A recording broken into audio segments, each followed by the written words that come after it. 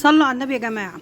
دلوقتي كلنا عارفين ان الصراصير بتدخل مهما نضفتي ومهما روقتي، وبتستغربي ازاي انتي بتنضفي وازاي بتروقي وبرضو الصراصير بتدخلك.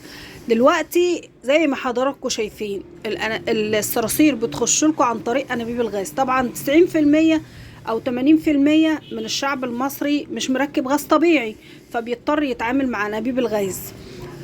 لما تجيبي انبوبة الغاز وتضطري تدخليها البيت، لازم لازم لازم، وبأكد عليكي في لازم دي، لان دي سبب دخول الصراصير عندك في البيت. لازم تجيبي الانبوبة قبل ما تدخليها شقتك او بيتك، تميلي الانبوبة كده على جنبها وتبصي عليها من تحت. معظم الانابيب يا جماعة بيجي فيها المنظر اللي حضراتكم شفتوه ده، بيض الصراصير.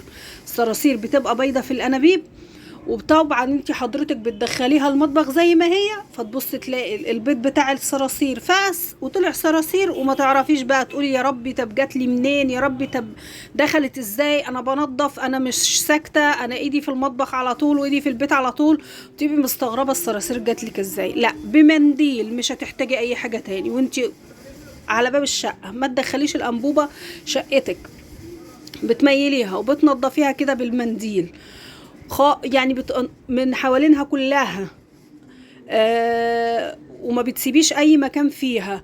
بتيجي بقى بعد كده الحتت اللي هي متطبقه من تحت دي، اللي هي ملفوفه دي، بنجيب مقشه زي كده او مقشه الجاروب بتاعك، بتدخلي فيها المقشه. لو معرفتيش تعمليها بالمنديل بتدخليها فيها زي انتوا ما شايفين بالطريقه دي. انا بعمل ايه من جوه خالص، لاني برضو بيبقى فيها كده، فما تنسيش الحته دي برضو.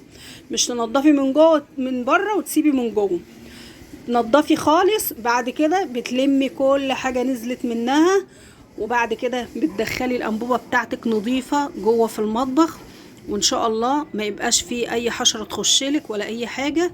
بس ما تنسيش تعملي اللي انا قلتلك عليه، وربنا يا رب يديم عليكم الصحه والستر يا رب، واسيبكم على خير.